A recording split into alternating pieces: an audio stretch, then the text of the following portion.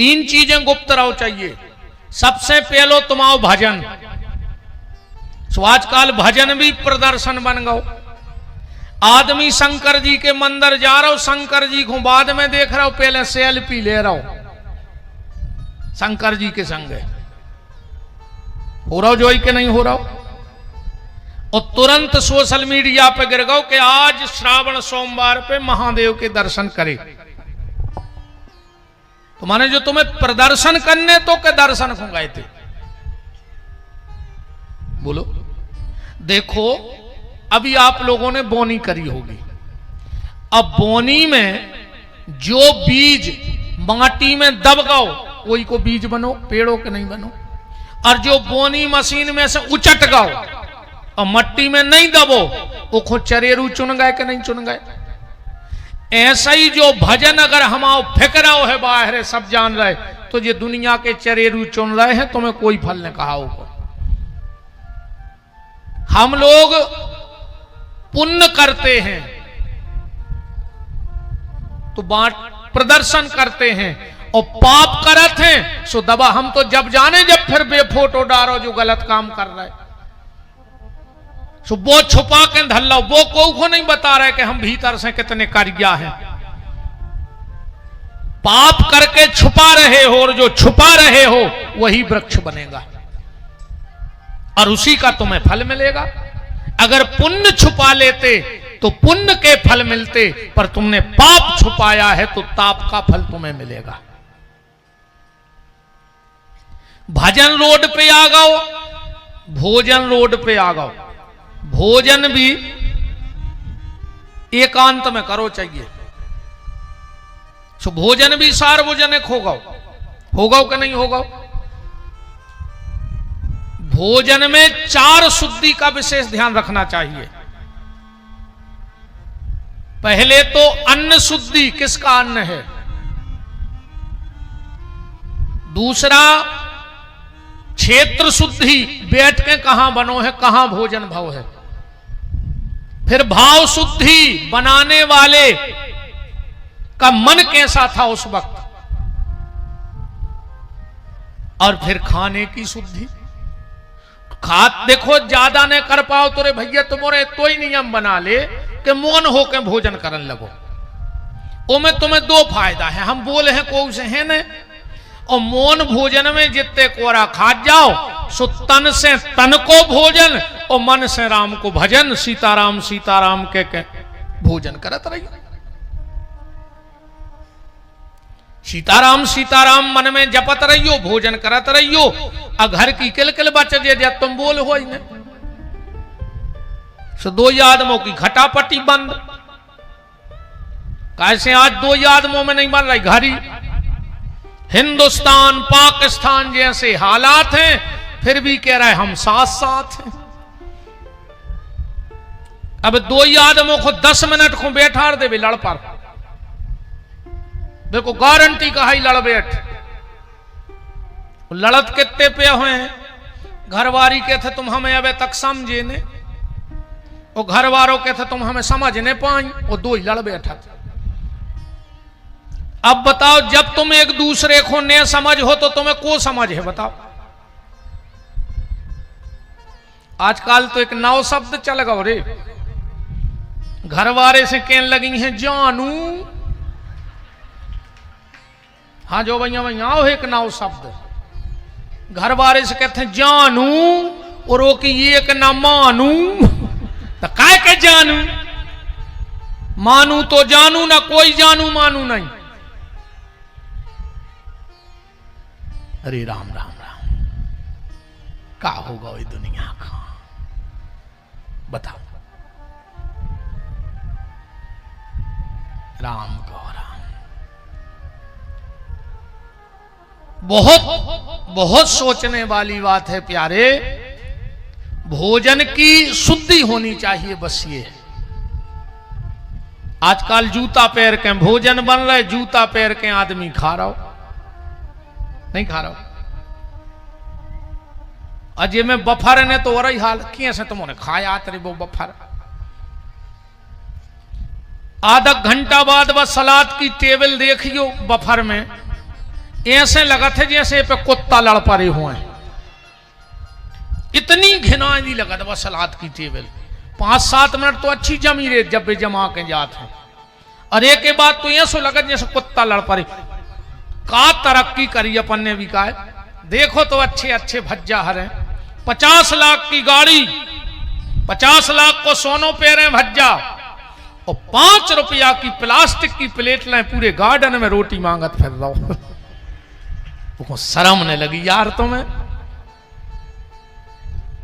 5 रुपया की प्लेट में रोटी मांग रहा हो रे प्लास्टिक, हम के 10 की हो जाओ काता बची तुम्हारी। एक हुआ तुम भज्जा बने थे और तुमने जायदाद कमाई थी कि हम गार्डन में फिर हैं भिखारियों, वहां ये काउंटर वो काउंटर, और कौरे 4 अच्छे भज्जा हरे हुए बड़े बड़े से। तंदूरी वाले ने 1 रोटी फेंकी, उनने 4 जनों ने 4 कोरा कर लाए। कोरा खावे भगत गए थे उते तक। बताओ,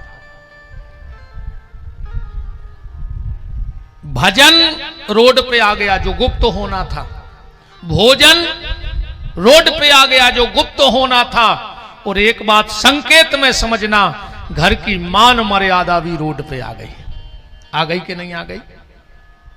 लोग कहते हमारे घर की बंगे बिटिंगे मंदिर नहीं जा सकत, बोले काहे, बोले हमारे घर में तनावे सम्मान है, अकेले मंदिर जावे सम्मान है काहे।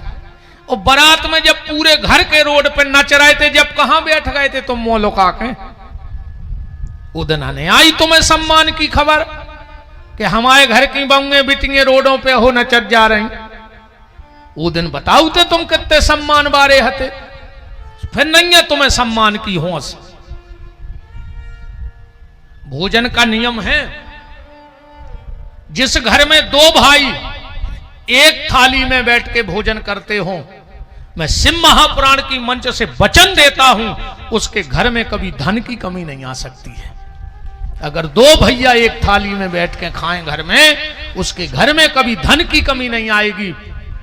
जो बेटी अपने पापा को अपना जूठा खिला दे, मैं वचन देता हूं, उसके पिता की अकाल मौत नहीं होगी।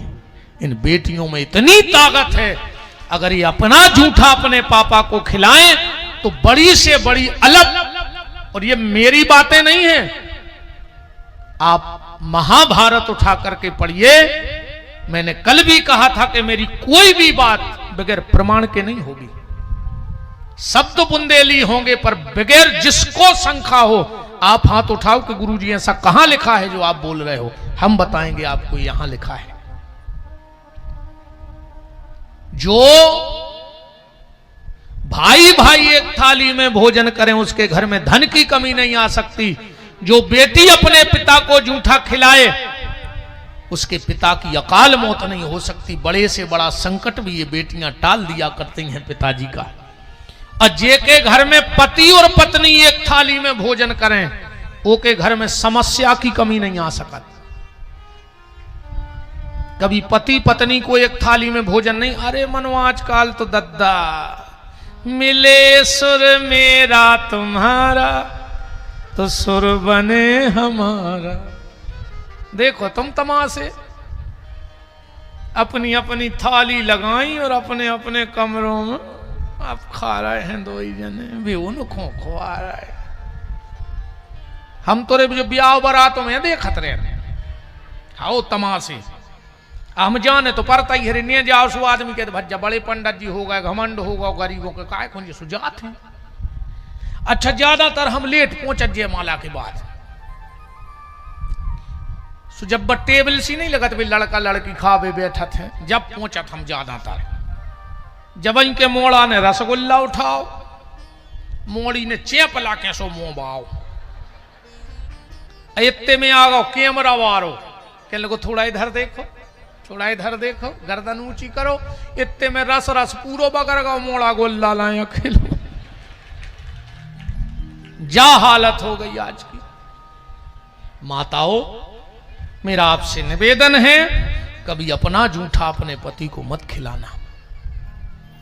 हां, जब पति भोजन कर ले तो उसकी थाली में भोजन करना। जो माता अपने पति की थाली में भोजन करती है, उसके सुहाग की रक्षा भगवान महादेव किया करते हैं। और कभी अपने पति को जूठा मत खिलाना। पर आजकल तो अब सीता ही राम है। मानियो जी हमारी बात है न, पूजा पाठ तो खूब कर रही, मन धरो कर गया और पूज रही बार गया। नहीं है? अब बिल्कुल 4 बजे चली जात जो शंकर जी को जल चढ़ावे नहीं, और घर की सास प्यासी मार रही नहीं, उसे बेर बांधे कपटन। घर की सास प्यासी मार रही, शंकर जी को खंगी होते।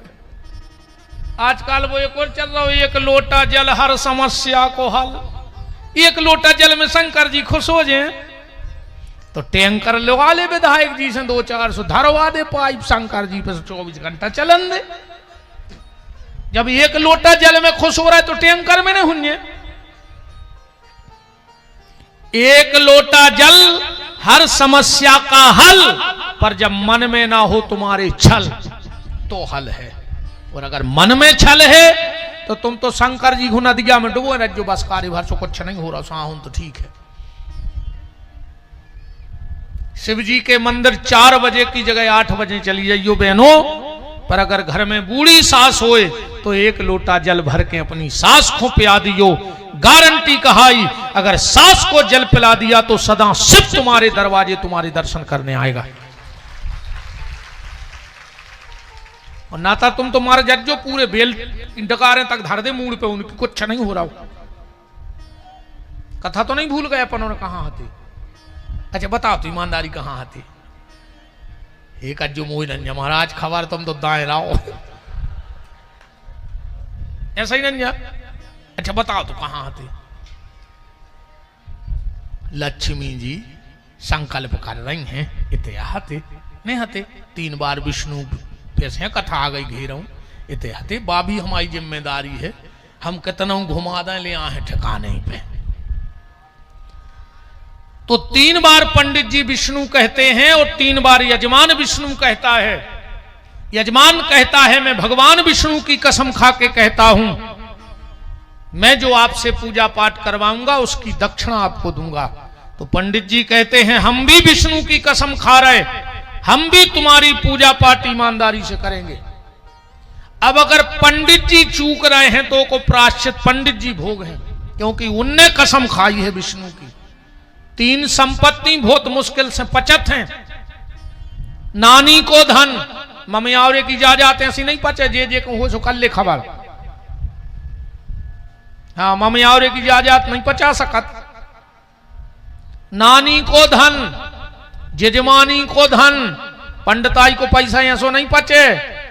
अगर माला में कमी रह गई तो वहां तक पटा के न ले जाए, बिल्कुल घर को तक ले जा जो पैसा। नानी को धन, जजमानी को धन और बेईमानी को धन, ये बहुत मुश्किल पचता ही नहीं, सीधी बात। तुम तो लक्ष्मी जी ने सबसे कह दिया कि आज कोई मेरे कमरे में नहीं आएगा, मैं भगवान शंकर का अर्चन कर रही हूं। अर्चन में और अभिषेक में बड़ा अंतर है, ध्यान से सुनना। अर्चन अलग है और अभिषेक अलग है।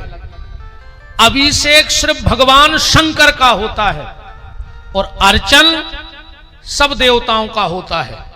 गणेशार्चन भी है, दुर्गार्चन भी है, हनुमतार्चन भी है, कृष्णार्चन भी है और रामार्चन भी है।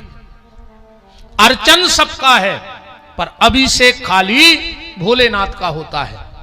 तो अभिषेक में और अर्चन में क्या अंतर है? अभिषेक उसे कहते हैं जिसमें दूध, दही, घी, शहद, शक्कर से स्नान हो और उसके बाद जल की धारा चले, उसको कहते हैं अभिषेक। और अर्चन क्या है? अर्चन कहते हैं जैसे मान के चलो तुम्हें कृष्णार्चन करना है तो ठाकुर जी को सामने रखो और 1000 वस्तुएं कुछ भी ले लो जो भगवान को चढ़ती हो, और एक मान के चलो 1000 फूल ले लो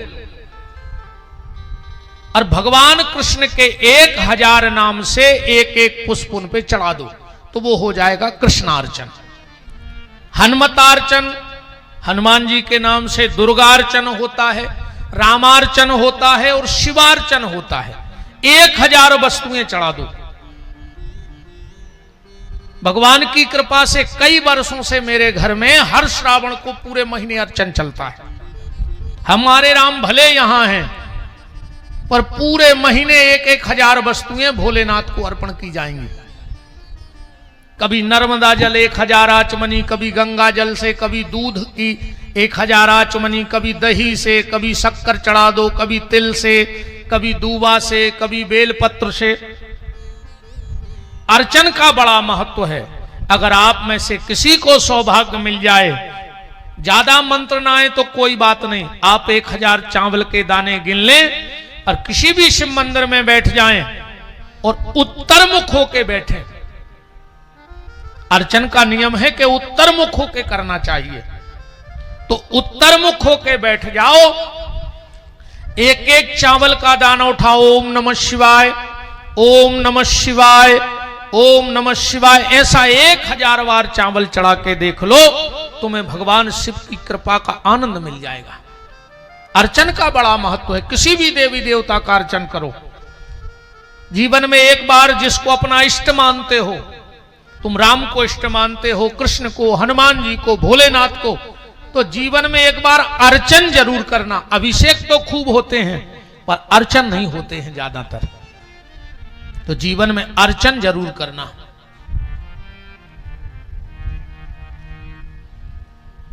तो लक्ष्मी जी अर्चन करने के लिए बैठी भगवान शिव का।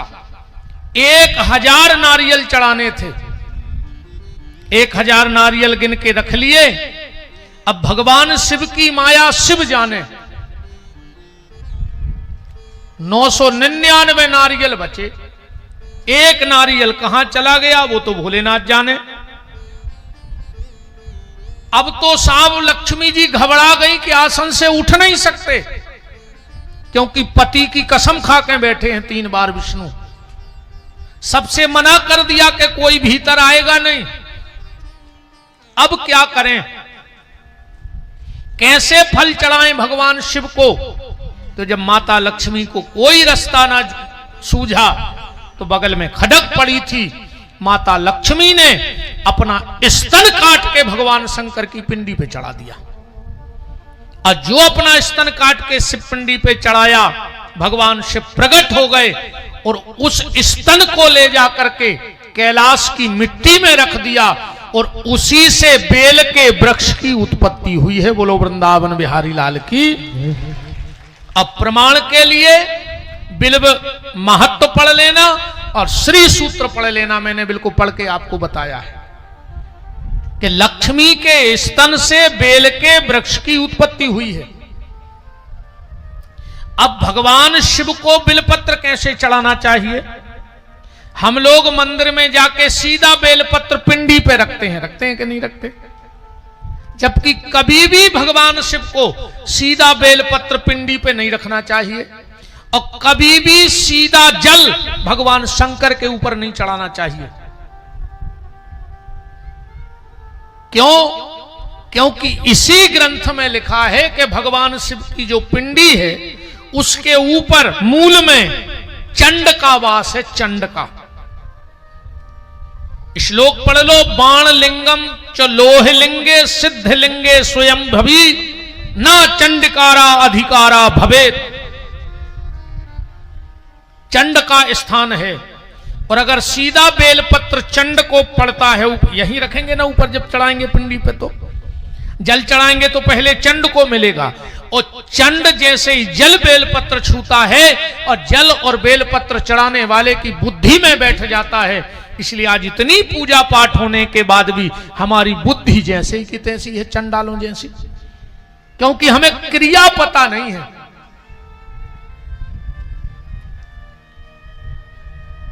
बेलपत्र मैं बता रहा हूं ऐसे चढ़ा के देखना और जल ऐसे चढ़ाना। जब भी भगवान शंकर के मंदिर जल चढ़ाने जाओ तो सीधा पिंडी पे जल मत चढ़ाना, सबसे पहले जलहरी पे जल चढ़ाना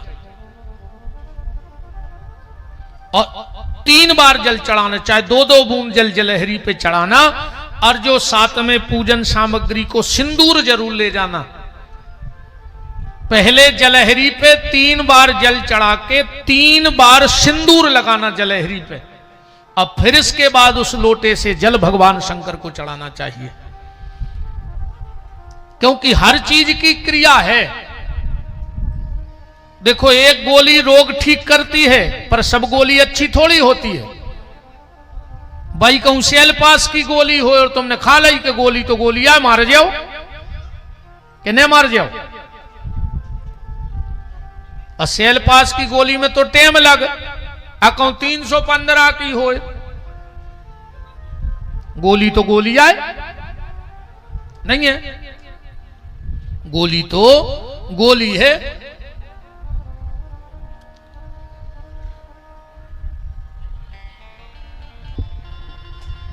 राम को तो जब भी भगवान शिव के मंदिर में जल चढ़ाने जाओ तो सबसे पहले जलहरी पे जल चढ़ाओ। और अगर माताएं जलहरी पे जल चढ़ाएं और 3 बार सिंदूर लगाएं,